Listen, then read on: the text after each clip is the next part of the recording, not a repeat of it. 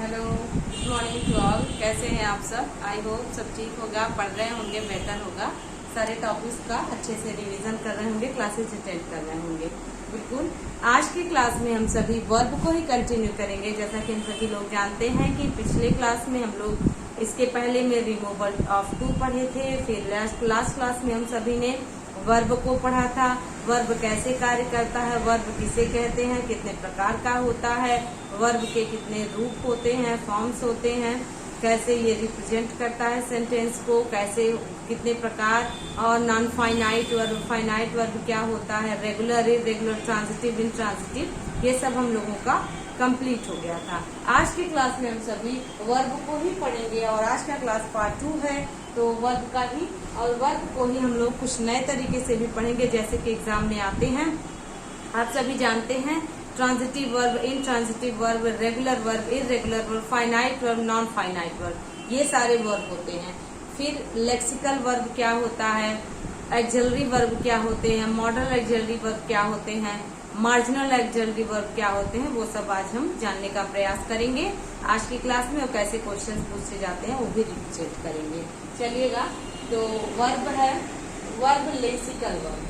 अब वर्ब के यहाँ पर दो प्रकार मुख्यतया हो जाते हैं, एक लेक्सिकल वर्ब और दूसरा हो जाता है एक्सिलरी वर्ब। तो लेक्सिकल वर्ब क्या होता है, एक्सिलरी वर्ब क्या होता है, उसको जानने से पहले हम सभी वर्ब के फॉर्म्स को रिवाइज करेंगे। वर्ब के हमने बताया था 5 फॉर्म्स होते हैं। वर्ब फर्स्ट फॉर्म जिसको बेस फॉर्म कहते हैं, सेकेंड फॉर्म, थर्ड फॉर्म जिसको पार्टिसिपल फॉर्म कहते हैं, आईएनजी फॉर्म, और एक फॉर्म होता है जिसमें एसईआईएस लगा होता है, जो प्रेजेंट इंडेफिनिट में आता है, वो हम लोगों का वर्ब का 5th फॉर्म कहलाता है। तो लेक्सिकल वर्ब क्या होते हैं, बेसिकली मेन वर्ब होते हैं। जब कोई वर्ब सेंटेंस में या बिना हेल्पिंग वर्ब के या हेल्पिंग वर्ब के साथ ही आए, लेकिन वो मेन वर्ब की तरह वर्क करे, तो लेक्सिकल वर्ब होता है। और लेक्सिकल वर्ब अपने आप में मीनिंग कंप्लीट किया रहता है। और वर्ब के बेस फॉर्म को जब भी हम यूज करते हैं, तो आपने ध्यान दिया होगा बुक्स में टू लिखा होता है, 2+ वर्ब का फर्स्ट फॉर्म, अगर सिर्फ वर्ब लिखा होता है, वर्ब अकेले नहीं लिखा गया होता। अगर उस फॉर्म को भूल जाए, जो बुक्स में वर्ब का first form, second form, third form दिया होता है, कहीं अगर अकेले वर्ब आपको मिलेगा तो हमेशा टू के साथ मिलेगा। टू मतलब इन्फिनिटिव, उसके बाद वर्ब का फर्स्ट फॉर्म। जैसा कि हम सभी ने सीखा था, इन्फिनिटिव 2 प्रकार के होते हैं, एक होता है फुल इन्फिनिटिव, दूसरा होता है बेयर इन्फिनिटिव।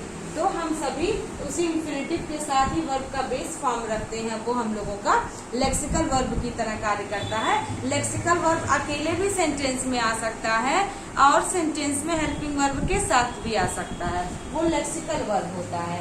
जैसे लिखा हुआ है to go, to drink, to laugh और टू रन, ये वर्ब्स ऐसे बहुत से वर्ब हो सकते हैं, ऐसा नहीं है कि सिर्फ यही वर्ब। ब्रिंग हो सकता है ना, वॉश हो सकता है, क्लीन हो सकता है। मीन्स आप ऐसे समझें कि वर्ब के कोई भी बेस फॉर्म, वो फॉर्म हमारे लेक्सिकल वर्ब की तरह वर्क करेंगे। ठीक है, तो आई राइट अ लेटर, अब इसको हम ऐसे भी तो लिख सकते हैं, आई रोट अ लेटर, ऐसे भी लिखा जा सकता है, I am writing a letter, इस तरीके से भी लिख सकते हैं, I has written a letter, इस तरीके से भी लिखा जा सकता है, she writes a letter.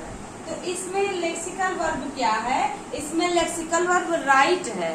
Right अपने हर रूप में आया है, वर्ब का first form, second form, third form, ING form और एसईआईएस वाला फॉर्म। तो ये यहाँ पे हम लोगों का जो राइट वर्ड है, ये यदि हेल्पिंग वर्ब के साथ आया है तो भी, और बिना हेल्पिंग वर्ब के साथ आकर के as a main verb work करे तो भी वो लेक्सिकल वर्ब कहलाता है। ये बाध्य नहीं होता है कि हेल्पिंग वर्ब के साथ आए कि अपने आप को स्वयं मेन वर्ब की तरह रिप्रेजेंट करे, तो इसको हम लोग लेक्सिकल वर्ब कहते हैं। इसमें वर्ब का हम लोगों का कौन सा बेस फॉर्म है, यानी वर्ब फर्स्ट फॉर्म, इसमें वर्ब का सेकेंड फॉर्म है, यहाँ पे वर्ब का आईएनजी फॉर्म है, और यहाँ पे वर्ब के थर्ड फॉर्म को यूज किया गया है। यहाँ पे वर्ब का फर्स्ट फॉर्म और एस या ईएस वाला फॉर्म यूज किया गया है। तो there are 5 forms of verb.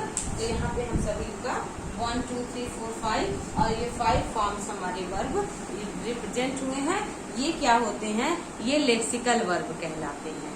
ये किसी पर डिपेंड नहीं होते, ये मेन वर्ब की तरह कार्य करते हैं और ये हेल्पिंग वर्ब के साथ भी आ सकते हैं। ऐसा नहीं है कि सिर्फ मेन वर्ब की तरह आए, लेकिन अगर वर्ब अकेले लिखा जाएगा तो वो अकेला नहीं रहता है, वो हमेशा टू के साथ यूज होता है। Without to we can not write verb first form of the verb. Okay, तो इस तरीके से ये हम लोग लेक्सिकल वर्ब समझे। बस लेक्सिकल वर्ब वही है जो आपने सीख लिया है, कुछ अलग नहीं होता है। ठीक है, अब हम लोग एक्सेलरी वर्ब्स समझेंगे। एक्सेलरी वर्ब्स क्या होता है? एक्सेलरी वर्ब को हम लोग सहायक क्रिया भी कह सकते हैं। एक्सेलरी वर्ब हम सभी का 3 टाइप्स के होते हैं। कौन कौन से? First, second and third. First one is primary auxiliary verbs. तो प्राइमरी एक्सेलरी वर्ब्स को हम लोग बेसिकली मेन वर्ब या हेल्पिंग वर्ब की तरह जानते हैं। कभी भी अगर हेल्पिंग वर्ब की जिक्र हो तो हमेशा do, does, did, has, have, had, या हम सभी जिक्र कर लेते हैं is, am, are, was verb की। यदि किसी विद्यार्थी से पूछा जाए हेल्पिंग वर्ब क्या है तो वह विद्यार्थी इन्हीं वर्ड्स को रिकॉग्नाइज कराएगा। पहला कराएगा डू, डज, डिड को, हैज, हैव, हैड को और is, am, are, was verb को। तो इन्हीं को शॉर्ट आउट करके प्राइमरी एक्सेलरी वर्ब्स में रखा जाता है। ये कैसे है, इसके अंतर्गत क्या क्या आते हैं, इसको हम अभी समझने का प्रयास करेंगे। लेकिन इसके बाद मॉडल एक्सेलरी वर्ब्स को समझेंगे। मॉडल एक्सेलरी वर्ब्स क्या होते हैं? ऐसे एक्सेलरी वर्ब्स जो मॉडल के रूप में यूज होते हैं, मतलब कि एक मॉडर्नाइज कर देते हैं सेंटेंस को, उसकी कैपेसिटी को, उसकी पॉसिबिलिटी को, है ना, उसकी कैपेबिलिटी को व्यक्त करते हैं। तो वो हमारे क्या होते हैं? मॉडल एक्सेलरी वर्ब्स होते हैं। उसमें है can, could, may, might, shall, should, will, would, must, ought to. ये सभी हमारे मॉडल एक्सेलरी वर्ब्स होते हैं। इसी मॉडल एक्सेलरी वर्ब से निकला एक और पार्ट है जिसको हम लोग कहते हैं marginal auxiliary verbs.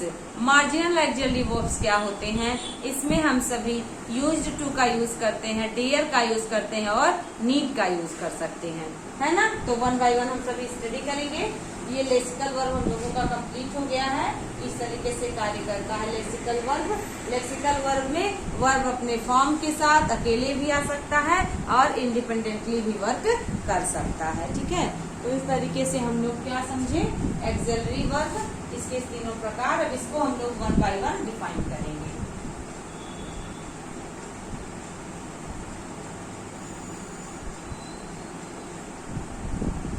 Primary auxiliary verbs में डू आता है। यहाँ भी देखिए डू टू के साथ लिखा है, हैव टू के साथ लिखा है और बी टू के साथ लिखा है। क्यों? क्योंकि ये मेन वर्ब है, ये अभी हेल्पिंग वर्ब नहीं है।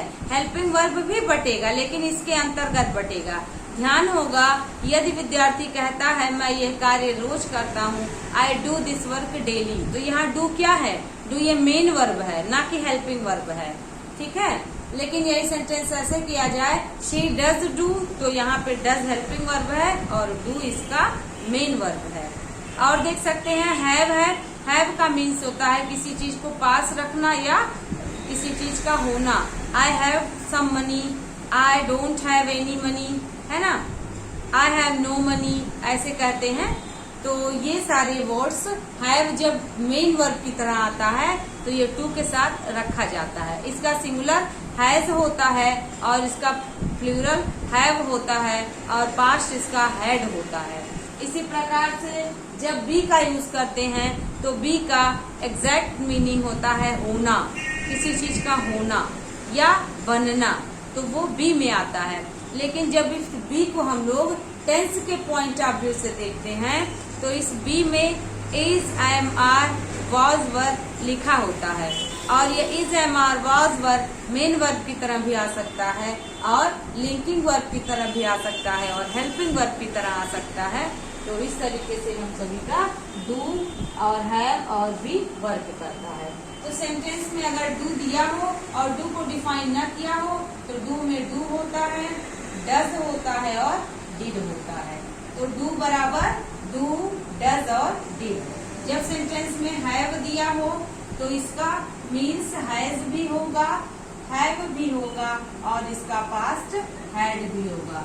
यदि सेंटेंस में बी दिया हो तो बी का मीन्स होगा is, I am, are, was और were। इस बात को ध्यान रखना है क्योंकि verb backbone of the grammar कहा जाता है, क्योंकि बिना वर्ब के कोई भी सेंटेंस नहीं कंप्लीट होगा, चाहे वो गो, कम जैसे एक शब्द के ही, एक वर्ड के ही वर्ब क्यों ना हो, कम और गो ये कंप्लीट अपने आप में मीनिंग दे देते हैं। तो ये दो वर्ड जो होते हैं कम और गो, ये भी वर्ब ही होते हैं, इसलिए बिना वर्ब के कोई भी सेंटेंस नहीं कंप्लीट किया जा सकता। इसलिए सेंटेंस वर्ब को बैकबोन ऑफ द ग्रामर भी कहते हैं, मतलब ग्रामर के रीढ़ की हड्डी। Without using verb we can not say something. Okay, तो हो जाएगा डू, हैव और बी।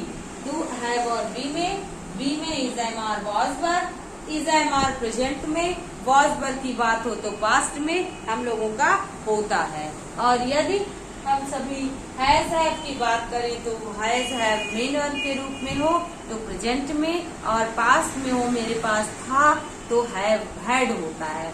इसी तरह से डू और डज और डिड है तो सभी विद्यार्थी जानते हैं डू होता है और डू में ईएस ऐड होने से वो सिंगुलर बन जाता है, डज हो जाता है, और जब इसका पास्ट बनता है तो डिड होता है।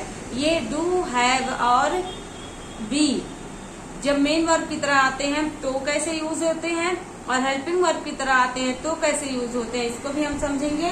लेकिन उसके पहले एक चीज समझेंगे, वर्ब अपने बेस फॉर्म में क्या होता है, प्लूरल होता है, और नाउन अपने बेस फॉर्म में सिंगुलर होता है। वर्ब अपने बेस फॉर्म में प्लूरल होता है, नाउन अपने बेस फॉर्म में सिंगुलर होता है। तो जब हम SIS का सहारा लेते हैं तो हम वर्ब में अगर ऐड करते हैं SIS तो वो प्लूरल ना बन के सिंगुलर बन जाता है, और यदि नाउन में SIS ऐड करते हैं तो वो प्लूरल बन जाता है। एज एग्जाम्पल यदि कह दिया जाए गो, तो गो अपने आप में प्लूरल है, लेकिन इसके साथ ES ऐड करने से यह सिंगुलर बन गया। अब आप ध्यान देंगे ही गोज हो जाता है, ही सिंगुलर है तो गोज भी सिंगुलर बन गया। अगर यदि कह दिया जाए बॉय, तो बॉय क्या है, नाउन अपने आप में सिंगुलर होता है, SIS ऐड करके इसमें हम सभी क्या बनाते हैं, इसको प्लूरल बनाते हैं। तो समझ गए होंगे सभी विद्यार्थी। बॉयज, ठीक है। तो देखिएगा बॉयज यदि नाउन में SIS लगे तो वो क्या हो जाएगा, प्लूरल, यदि वर्ब में लगे तो सिंगुलर। ओके, तो ये डिफाइन हो गया।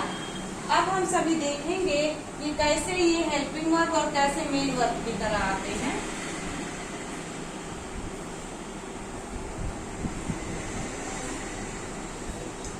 जब प्रेजेंट इंडेफिनिट टेंस की बात होती है तो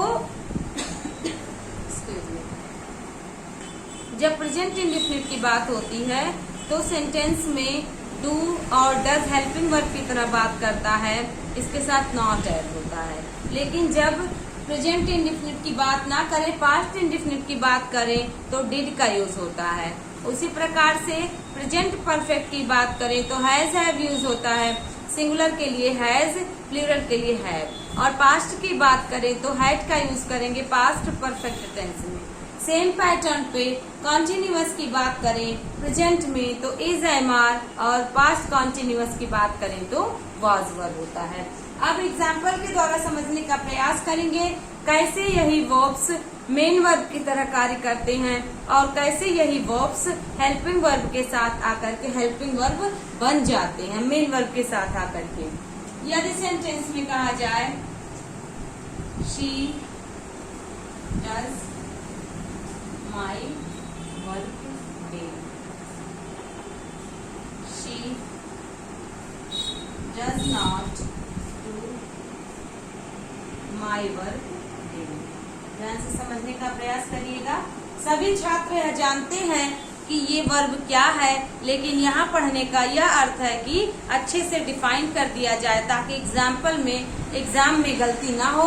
और एग्जाम में सिर्फ डू दे देगा, डू में डू डज डिड हिडन किया जाएगा, सिर्फ हैव दे देगा और शी के साथ यूज करना पड़ेगा। तो छात्रों आपने पढ़ा होगा शी के साथ हैव नहीं यूज होता, शी के साथ हैज यूज होता है, लेकिन ऑप्शन में तो हैव दिया है। क्यों हैव दिया है? क्योंकि वह एग्जामिनर समझ रहा है कि विद्यार्थी को पता है हैव बराबर हैज, हैव और हैव, ठीक है ना। तो इसलिए यहाँ पर देखेंगे और देख सकते हैं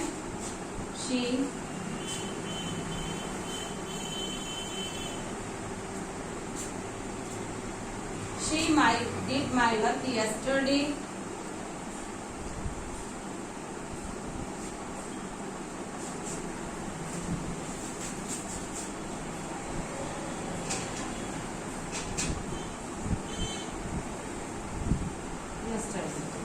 यहाँ हम सिर्फ डू डज और डिड को ही समझ रहे हैं। जब हम सभी प्रेजेंट इंडेफिनिट में सिंगुलर के साथ यूज करते हैं तो प्रेजेंट इंडेफिनिट में सिंगुलर के साथ हम सभी हैज और हैव यूज कर सकते हैं, हैज को, और प्रेजेंट इंडेफिनिट में डज को यूज कर सकते हैं। लेकिन जब यही डज का मीनिंग मेन वर्ब की तरह हो तो ये शी और ही या नेम के साथ यूज होता है। तो कहाँ पे ये मेन वर्ब की तरह यूज हुआ है, कहाँ हेल्पिंग वर्ब की तरह यूज हुआ है, इसको समझने का प्रयास करेंगे। Subject subject subject subject, does, does not, do, did, उसके बाद डिड, फिर डू। यहाँ पर सब्जेक्ट वर्ब का फर्स्ट फॉर्म है CIS, यहाँ पे ये डज जो है वर्ब के फर्स्ट फॉर्म में मेन वर्ब की तरह यूज हुआ है, ठीक। यही डज यहाँ पे हेल्पिंग वर्ब की तरह यूज हुआ है और यही ये डू क्या है, ये मेन वर्ब की तरह यूज हुआ है। यहाँ पे डिड मेन वर्ब की तरह यूज हुआ है, पास्ट इंडेफिनिट वर्ब का सेकेंड फॉर्म। यहाँ डिड हेल्पिंग वर्ब की तरह यूज हुआ है और यहाँ पे डू मेन वर्ब की तरह यूज हुआ है, क्योंकि डिड नॉट के बाद first form of the verb होता है, ना कि सेकेंड फॉर्म, ठीक है। तो यहाँ समझ गए सभी लोग कि डज और डू कैसे मेन वर्ब की तरह कार्य करता है और कैसे हेल्पिंग वर्ब की तरह। यहाँ पे कह दिया जाए I do my work my self, यहाँ भी क्या हो गया, ये डू मेन वर्ब की तरह आ गया। यदि कह दिया जाए आई डू नॉट डू, यानी I don't do my work my self, मतलब मैं मेरा कार्य स्वयं नहीं करता, I do not do my work my self. तो यहाँ पे ये डू नॉट क्या है, ये डू नॉट हेल्पिंग वर्ब है और डू क्या है, यहाँ पे मेन वर्ब है। तो इस प्रकार से do does did helping verb और मेन वर्ब की तरह दोनों प्रकार से प्राइमरी ऑक्सिलरी वर्ब में वर्क करते हैं। अब हम सभी हैज और हैव को सीखेंगे, ठीक है। तो ये समझ आ गया होगा सभी लोग को।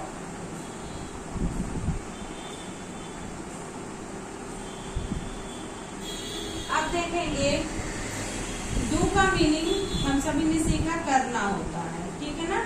वैसे जब हैज हैव की बात करते हैं तो हैव होता है, हैव का मीन्स होता है रखना या पास होना। ये एज अ मेन वर्ब जब यूज होगा तब इसका मीनिंग ये होता है, लेकिन जब ये हेल्पिंग वर्ब की तरह यूज होता है तो इसका कोई मीनिंग नहीं होता। मीन्स व्हाट, जब ये हैव प्लूरल के साथ हो तो ये मीनिंग होगा, यदि हैव सिंगुलर के साथ होता है तो हैज हो जाता है तो भी यही मीनिंग होता है। लेकिन कब, जब ये मेन वर्ब की तरह आता है तब। लेकिन जब ये हेल्पिंग वर्ब की तरह आता है तो सभी विद्यार्थी जानते हैं हैज हैव प्रेजेंट में और हैड पास्ट में वर्ब का थर्ड फॉर्म फॉलो करता है, ठीक है। इसके एग्जाम्पल से देख सकते हैं। हैव की तरह कह दिया जाए I have a new book, तो यहाँ पे मेरे पास एक नई किताब है। किसी सिंगुलर की बात करें, she has a new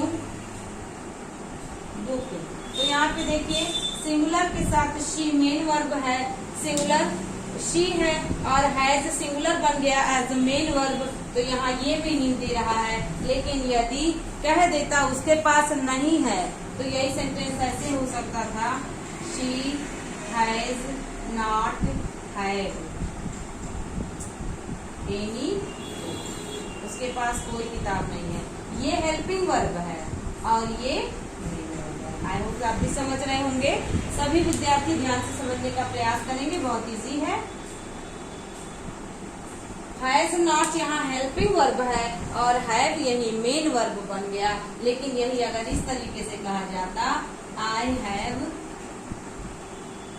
no money, तो I don't have any money, या I have not any, I have not have any money. ये हैव आपको देखिए किस प्रकार से कंफ्यूज कर रहा है, लेकिन आपका कॉन्सेप्ट क्लियर है तो एग्जाम में आपसे गलती नहीं होगी। समझना है कि जब ये मेन वर्ब की तरह आता है तो इस प्रकार से वर्क करता है, और जब ये हेल्पिंग वर्ब की तरह आता है तो इस प्रकार से वर्क करता है। जब ये हेल्पिंग वर्ब की तरह आएगा तो वर्ब के अनुसार हैव नॉट और हैड नॉट की बात करेगा, और जब वर्ब के, अब यहाँ पे देखिएगा ये हैव क्या है, ये हैव प्रेजेंट परफेक्ट टेंस को डिनोट कर रहा है, तो इसके साथ हम सभी को वर्ब का थर्ड फॉर्म यूज करना है। इसलिए अब ये जाकर के ये सेंटेंस करेक्ट हुआ है। यहाँ पर देखिए इनके साथ वर्ब का थर्ड फॉर्म, लेकिन यहीं पे हैव अकेले मेन वर्ब की तरह आया है, तो यहाँ पे ये मेन वर्ब है, यहाँ पे ये हैव हेल्पिंग वर्ब है, और यहाँ ये मेन वर्ब है, और यहाँ पे डू नॉट हेल्पिंग वर्ब है, और ये हैव मेन वर्ब है। बहुत आसान है, समझने का प्रयास करेंगे। यहीं पर यहाँ भी देख लीजिए, ये क्या है, ये मेन वर्ब है, यहाँ पे ये भी मेन वर्ब है, ठीक। लेकिन यहीं पर हैव हेल्पिंग वर्ब है, यहाँ पर भी क्या हो जाएगा, हैड हो जाएगा, क्योंकि यहाँ हेल्पिंग वर्ब के साथ जब मेन वर्ब आएगा तो हैड हो जाएगा। लेकिन यदि इस हैड को हैव ही रखना चाहते हैं तो डू का यूज कर सकते हैं, जैसे कि यहाँ किया हुआ है। अगर यही सेंटेंस इस तरीके से लिखा जाता, she does not have any money, तो यही सेंटेंस यहाँ हैव वर्ब के फर्स्ट फॉर्म के रूप में आकर के भी करेक्ट होता। यहाँ पे ये हैव हेल्पिंग वर्ब की तरह न कार्य करके मेन वर्ब की तरह कार्य कर रहा है, और यहाँ डज हैव हेल्पिंग वर्ब हो गया है, ठीक है। तो आई थिंक आप यहाँ समझ पाए होंगे।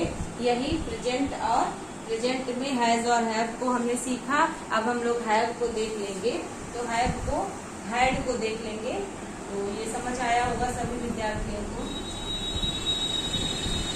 यही हैड होगा, तो हैड क्या, देखिए हैज होता है, हैव होता है, और इसका पास्ट हैड होता है, इसका थर्ड फॉर्म भी हैड होता है। वर्ब का सेकेंड फॉर्म भी हैड और वर्ब का थर्ड फॉर्म भी हैड होता है। जब मेन वर्ब की तरह आता है और जब हेल्पिंग वर्ब की तरह आता है तो हैड पास्ट में यूज होता है, पास्ट परफेक्ट टेंस में, ठीक है। तो पास्ट परफेक्ट टेंस में एक दो एग्जाम्पल देख सकते हैं। आई हैड योर, मेरे पास तुम्हारी किताब थी, पास्ट हो गया मेन वर्ब का सेकेंड फॉर्म। यहाँ थर्ड नहीं मानेंगे क्योंकि हेल्पिंग वर्ब नहीं है, लेकिन मेरे पास तुम्हारी किताब, I had not had your book, इसका मतलब मेरे पास तुम्हारी किताब नहीं थी, आई हैड नॉट। अब यहाँ पे क्या, एक बार और हैड यूज होगा, कंफ्यूज ना होंगे। यहाँ पे ये हेल्पिंग वर्ब है और यहाँ पे हमने जैसे बताया था ये मेन वर्ब है और वर्ब के थर्ड फॉर्म के रूप में, ठीक है। इसलिए इस हैड को देख के कंफ्यूज नहीं होइएगा। एक एग्जांपल होता है ना, इफ आई हैड मनी, यदि मेरे पास पैसे होते, ठीक है, तो हम क्या करते, तुम्हारी मदद करते, I would have help you, I would have help you. ये हैड दो बार है। एक हेड क्या है, एक head helping verb past perfect को डिनोट कर रहा है और दूसरा हेड वर्ब के थर्ड फॉर्म को डिनोट कर रहा है एज अ मेन वर्ब, ठीक है। तो इस हैव और हेड के खेल को समझिएगा, एग्जाम में बहुत सारे क्वेश्चंस आते हैं कि किस प्रकार से हेड और हैड यूज होता है। अब इस एमार को समझ लेंगे।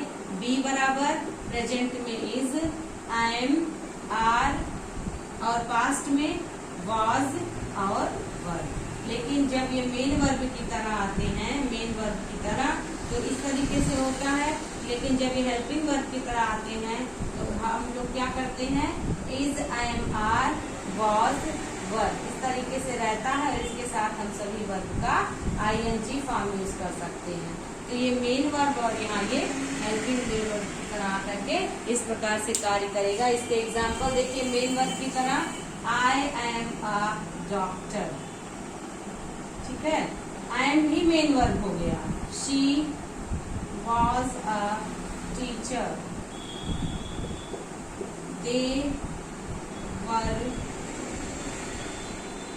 गेस्ट्स इन माई पार्टी, ठीक है ना।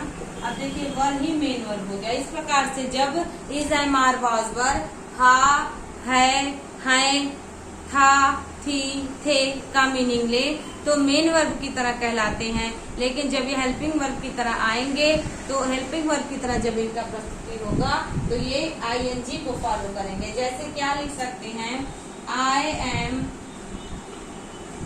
राइटिंग अ लेटर, ठीक है ना, I am writing a letter, she was helping me, you were knocking at the door. अब यहाँ पे ये क्या है, ये ing को फॉलो कर रहा है, तो यहाँ ये हेल्पिंग वर्ब की तरह वर्क कर रहा है। और इसका मेन वर्ब ing के साथ आएगा, तो ये सारे वर्ब्स मेन वर्ब हैं, ठीक ना। लेकिन यहाँ पर यही मेन वर्ब की तरह कार्य करेगा, तो ये मेन वर्ब की तरह सेंटेंस में अपना रिप्रेजेंटेशन दिखाएगा। तो इनके साथ कोई भी ing form of the verb नहीं लगाएंगे। क्या यूज कर सकते हैं, सिर्फ यहाँ हम सभी एक नाउन या कोई भी ऐसा कॉम्प्लीमेंट यूज कर सकते हैं जो इज, एम, आर के साथ सेंटेंस की मीनिंग कंप्लीट करे। तो आई होप ये समझ आया होगा। चलिएगा, अब सभी हम लोग यहाँ पे मॉडल ऑक्सिलरी वर्ब को देखेंगे। प्राइमरी ऑक्सिलरी वर्ब कंप्लीट हुआ।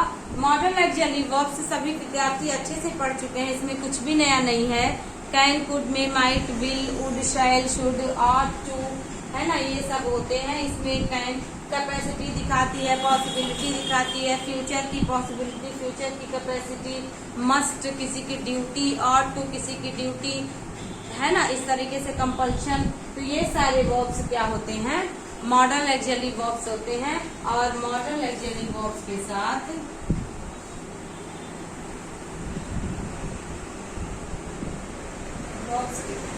हमेशा वर्ब का फर्स्ट फॉर्म आएगा। तब तक इसके साथ वर्ब का कोई और फॉर्म नहीं आ सकता, मतलब सेकेंड फॉर्म से थर्ड फॉर्म नहीं आ सकता, थर्ड फॉर्म ही नहीं आ सकता जब तक ये बी के साथ ना आए। Can be, could be, may be, might be, ought to be, इस तरीके से जब तक ना हो तब तक इनके साथ हम सभी कोई और फॉर्म यही नहीं यूज कर सकते। सिर्फ कर सकते हैं तो वर्ब का फर्स्ट फॉर्म ही यूज कर सकते हैं जब तक भी ना आए। और समझ में आ गया होगा विद्यार्थियों, हैव हो, हैज हो, हैड हो, तो इन सभी के साथ वर्ब का थर्ड फॉर्म यूज होता है। डू हो, डज हो और डिड हो, तो इनके साथ वर्ब का फर्स्ट फॉर्म यूज होता है। और यदि बी हो तो बी के साथ दो फॉर्म यूज हो सकते हैं। बी के साथ या तो वर्ब का थर्ड फॉर्म आएगा और या वर्ब का ing फॉर्म आ सकता है। थर्ड फॉर्म बी के साथ कब आएगा, जब हम लोग पैसिव वॉइस की बात कर सकते हैं। It can not be done, है ना, इस तरीके से जब हम लोग बात करते हैं तो सेंटेंस में बी के साथ third form of the verb use हो सकता है। और इस बी को यदि मॉडल ऑक्सिलरी वर्ब के साथ लगा दिया जाए तो हम सभी थर्ड फॉर्म यूज कर सकते हैं। अदरवाइज बी के साथ is, am, are, was verb का जब हम प्रेजेंटेशन करते हैं ing form of the verb का यूज करते हैं। आई होप यहाँ तक आप सभी को समझे होंगे। कैन का यूज प्रेजेंट में होता है, कैन का पास्ट कुड होता है, कैपेसिटी दिखाता है। और मे और माइट का पॉसिबिलिटी के सेंस में यूज करते हैं। शैल को फ्यूचर है, शैल का पास्ट शुड है, शुड का मीन्स चाहिए होता है। और नेक्स्ट है विल है, विल का वुड होता है, पास्ट होता है। मस्ट मीन्स जरूर चाहिए जब किसी को प्रेशराइज किया जाए। ऑट टू का मीन्स होता है चाहिए जब किसी को ड्यूटी बताई जाए तो ऑट टू का यूज कर सकते हैं। जैसे you ought to respect your parents, आपको अपने माता पिता की रिस्पेक्ट करनी चाहिए, ड्यूटी बता रहा है। आपको अपना होमवर्क कंप्लीट करना चाहिए, you ought to complete your homework. You ought to respect your country. इस प्रकार से जब कर्तव्य बोध की बात हो तो ऑट टू का यूज करते हैं। अदरवाइज सामान्य सेंस में शुड का यूज करते हैं चाहिए, और जरूर चाहिए की बात की जाए, कंपल्सरी दिखाया जाए तो प्रेशराइज किया जाए तो मस्ट का यूज किया जाता है। तो आई होप यहाँ तक समझ आया होगा। आगे बढ़ते हैं, हम सभी यूज कर लेते हैं, देख लेते हैं marginal axillary verbs. Marginal axillary verbs क्या होता है? मार्जिनल एक्सिलरी वर्ब्स क्या होता है?